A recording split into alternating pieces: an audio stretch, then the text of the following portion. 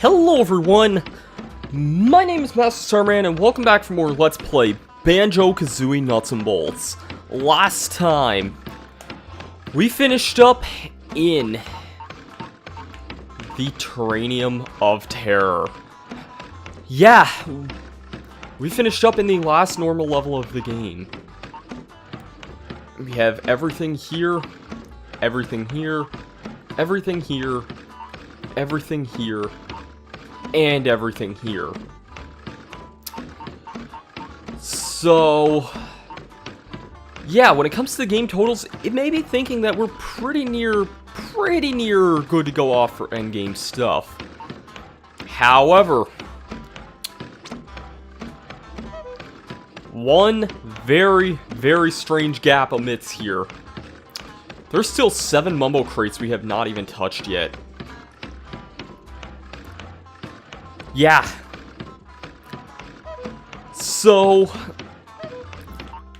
this one may be a little bit strange to some people, and I'm willing to bet there's going to be a cutscene right off the bat, which is why I'm showing this right off the bat. Or why I was showing the menu on the file select screen there.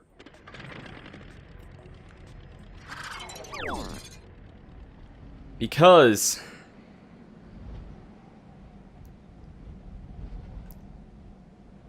check it out.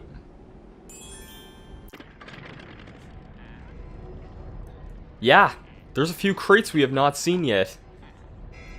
Now, what triggers this cutscene to activate? Maybe a little bit surprising to some people, but as we see, we kind of need to pay attention to where some of these items are actually located at.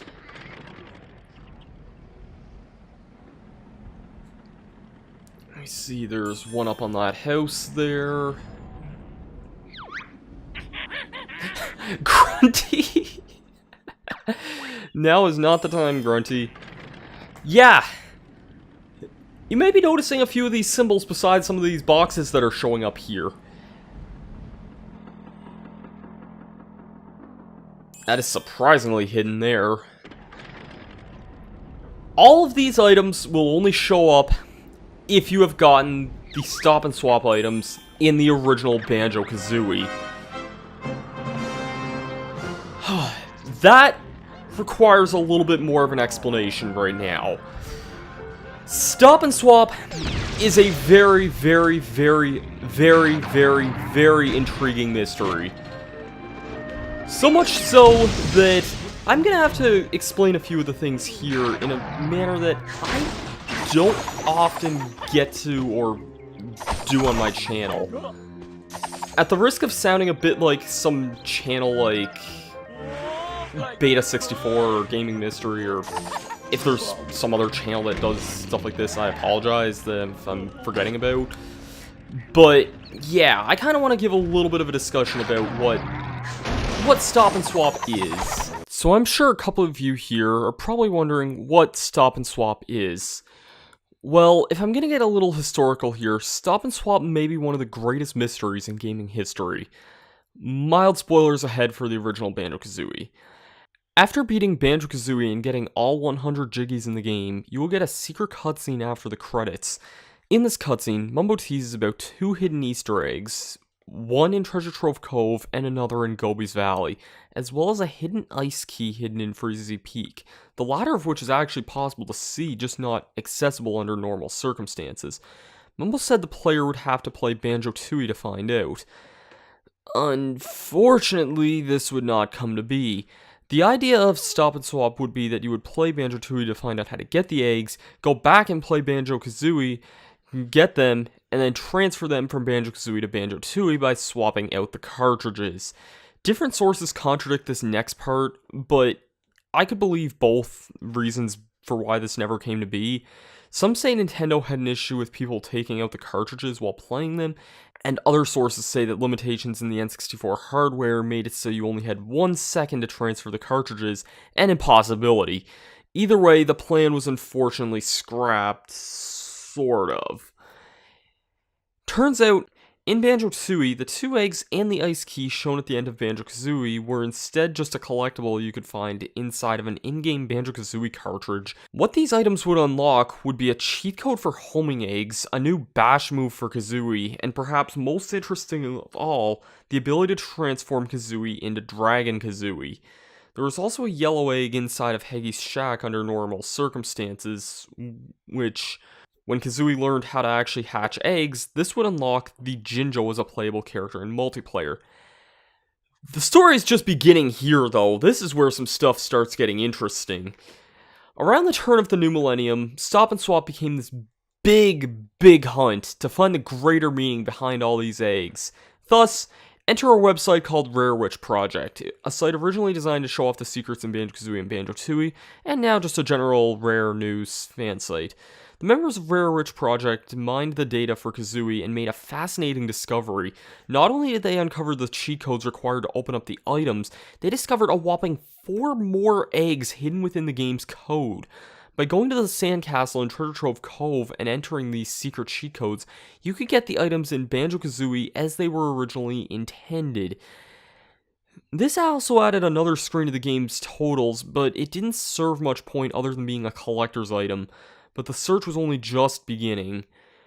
Jump back to Banjo-Tooie, where the members of Rare Witch Project also decided to see what else was in the code, and inside they found data for Bottle's Revenge, which was a hidden mode only accessible by hacking or by using an emulator. In this mode, by using a second controller, you would be able to take control of Devil Bottles, who had the ability to possess any nearby enemies and let you take control of them. It's a fascinating secret to behold, and it was believed to have been scrapped because it wasn't properly debugged, but it still exists within the game's coding. While it was never confirmed to have any connection, it's widely theorized that Stop and Swop would have unlocked Bottle's Revenge, although there's no actual connection. Interestingly, you can still access this mode on an emulator with emulator-specific cheats.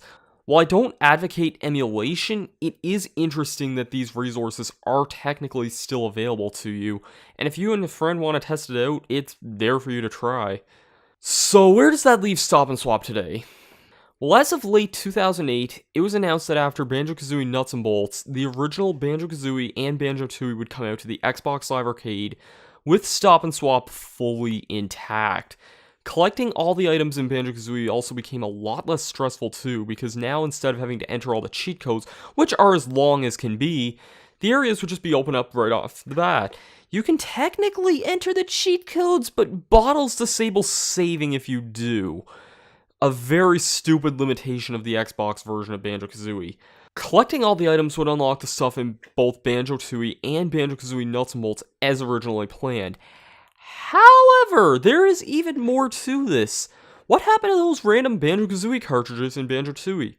Well, killing one of those would now unlock a bronze, silver, and gold egg. What did this mean? Well, as Peggy described it, Stop and Swop 2, which isn't really as exciting as it sounded.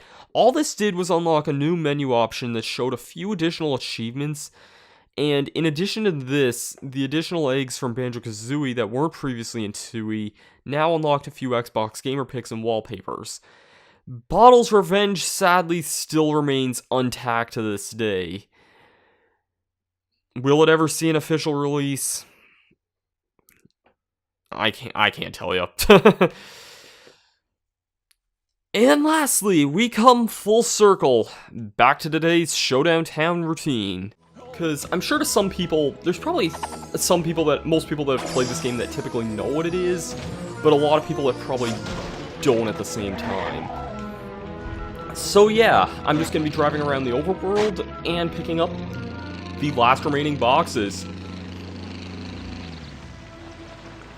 The blue egg that we got here was from, or the cyan egg, I should say, was from the cellar in Mad Monster Mansion in the original Banjo-Kazooie. I'll be kind of going over where all of these items are in, like, where they actually showed up in their actual game, in the actual game. So, if you're playing along and you for some reason want to get all these items, and you just for whatever reason well, not for whatever reason, if you also feel nostalgic and feel like replaying Banjo-Kazooie like I did a few weeks ago, then yeah, you can get all these. The pink egg is actually the famous one that's shown off at the ending of Banjo-Kazooie if you get all 100 Jiggies in the original game. That is found in Treasure Trove Cove in a secret area that shows up there at the end of that game.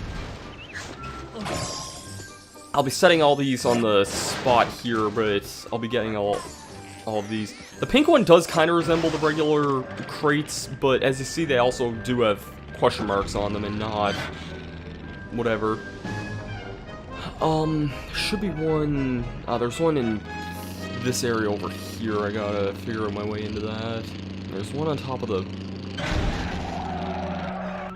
There's one on top of the thing as well. There's a lot that I'm just kind of realizing now where they are. There's a few actually in this area I can get. There's one up on top of the lighthouse here. I think this is the lighthouse. Or just a tower, or whatever this is. Yeah, it's just a tower. The blue egg is the other egg that's shown off at the ending of Banjo-Kazooie. That is for... Okay, I wasn't expecting my whole... the box to just tip my trolley over. The blue egg is found in Gobi's Valley. In an area that's pretty easy to notice otherwise. It just looks shut otherwise if you try heading there. So, yeah. And like I said, the blue egg is also the other one that's shown off at the ending of Banjo-Kazooie. The other eggs were not shown off and had to be data mined before people found out what they were actually used for. I think is keyword, yeah, here it is.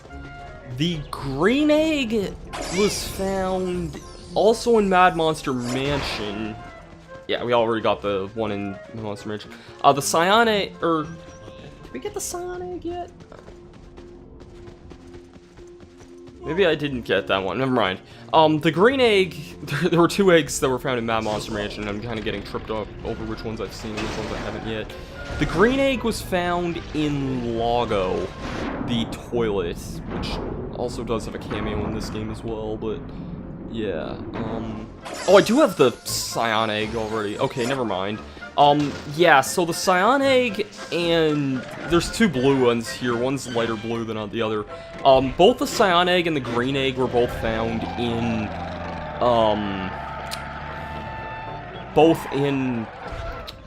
what's the world that I'm thinking of? Mad Monster Mansion. The cyan egg was found in the basement cellar area in just this random container. Probably the most random of locations for one to be opened up, and although I guess if you have to enter all the cheat codes that open up the areas, then I guess you would probably know.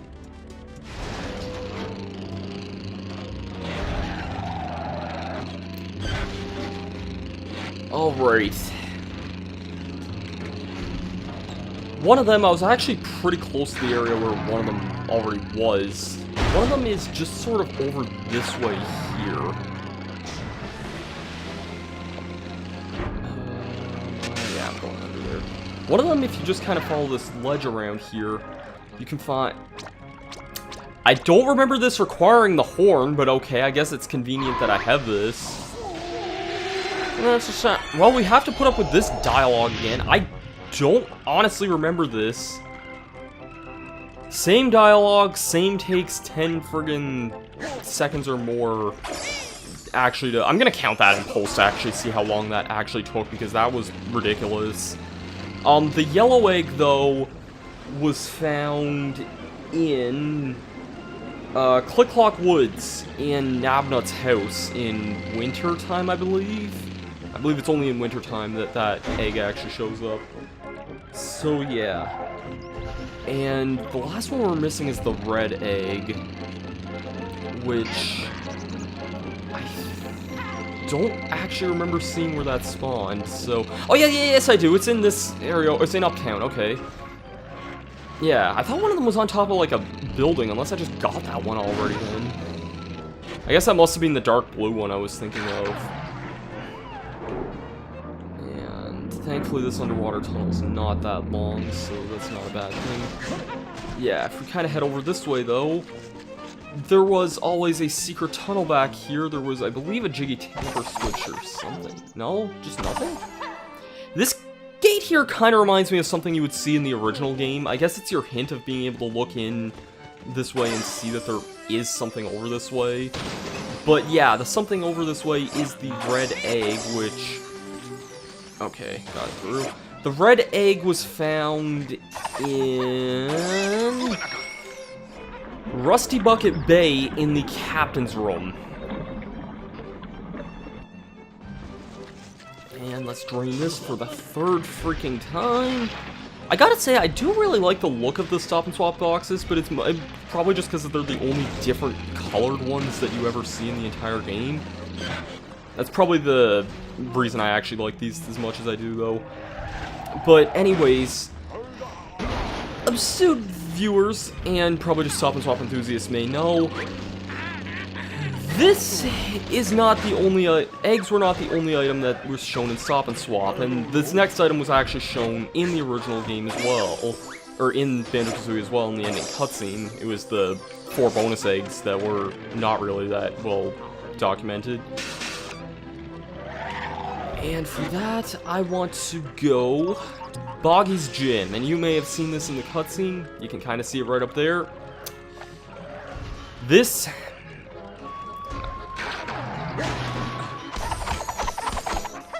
Okay, fine, I'll actually climb... I don't remember this being here, this tightrope, but... If it is, it's kind of interesting foreshadowing, but I really don't remember it being here. Feels like just such a long time since we've actually come to Boggy's, because it's like, typically when I play this game, Boggy's investments are usually the first things I get. Anyways, this ice cube of a frozen box is for getting the ice key, as you see in the ground here. That is in Woza's Cave in Freezezy Peak.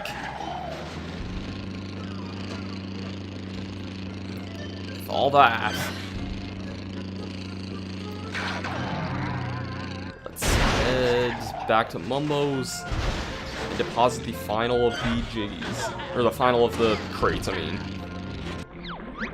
Do you really need to interrupt me with that cutscene right now? This is not the time to play a cutscene like that. Anyways, all 7 Stop and Swap cubes are here. Crates, cubes, whatever you want to call it.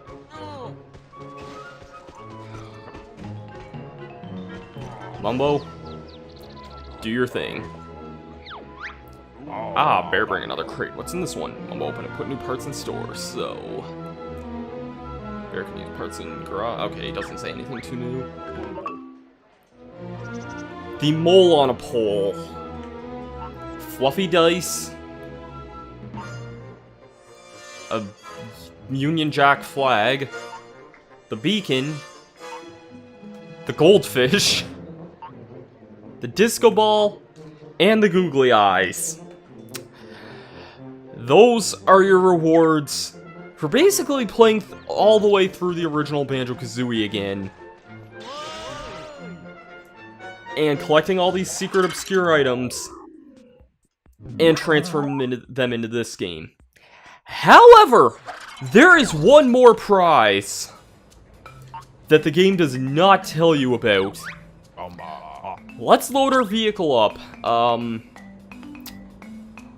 Actually, maybe it doesn't show up here yet.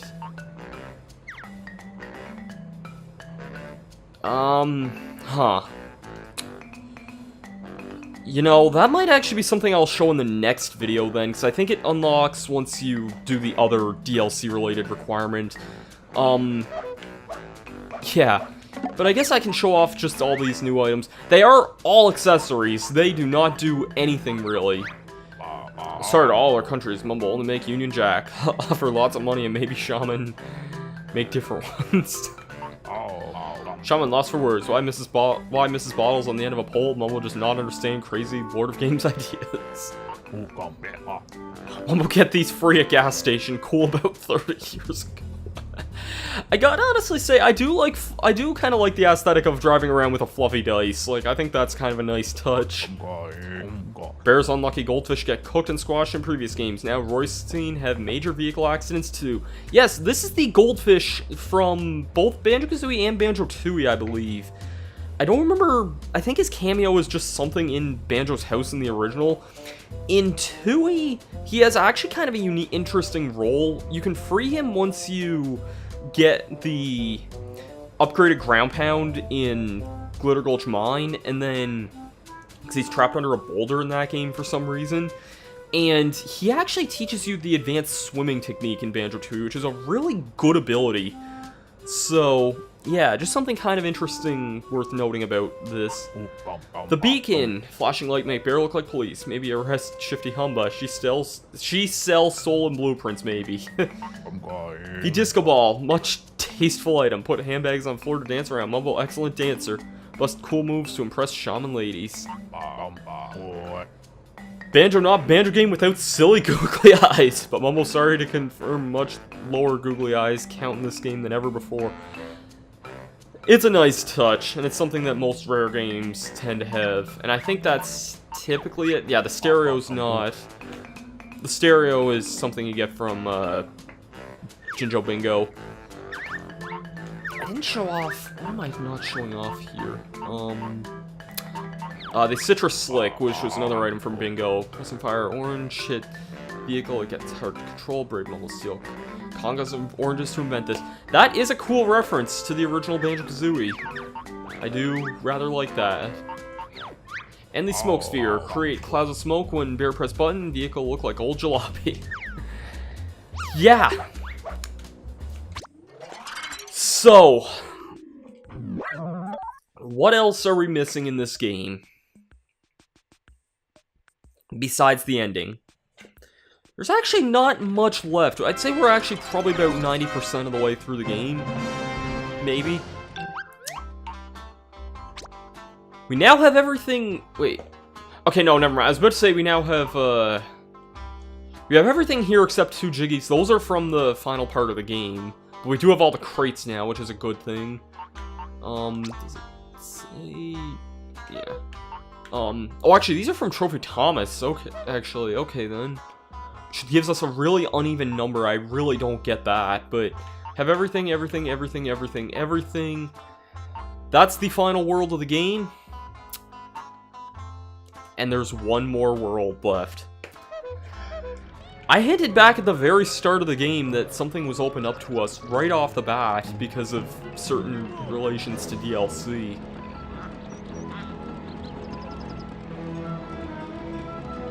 Okay, I seriously thought that guy was just gonna run straight into me. Yeah. There's still one more world left in the game. And it is a doozy of a final world. Next time on Banjo-Kazooie Nuts and Bolts, we will be entering L.O.G's Lost Challenges. This one... it's rough, but we'll also be unlocking some really cool stuff for that one too. I'll see you guys for that then. Peace out.